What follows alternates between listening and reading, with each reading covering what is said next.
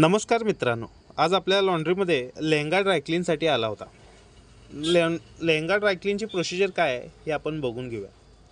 पहिला लेहंग्याचा जो बॉटमचा एरिया मळलेला होता त्याला जरा पाणी स्प्रे करून लिक्विड लावून घेतलं आणि हाताने चांगलं रफ करून घेतलं।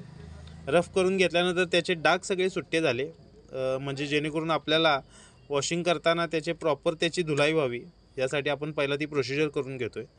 त्यानंतर 5 ते 10 मिनिटाचा आपण मशीन वॉश घेतला। मशीन वॉश घेतल्यानंतर आपण सगळे डाग चेक केले की बाबा सगळं व्यवस्थित निघलंय का। त्याच्यानंतर त्याच्या 2 ते 3 चांगल्या खंगाळण्या केल्या आणि दुसरी गोष्ट तिसऱ्या खंगाळणीला आपण टिनोपॉल आणि सेंटचा वापर केला।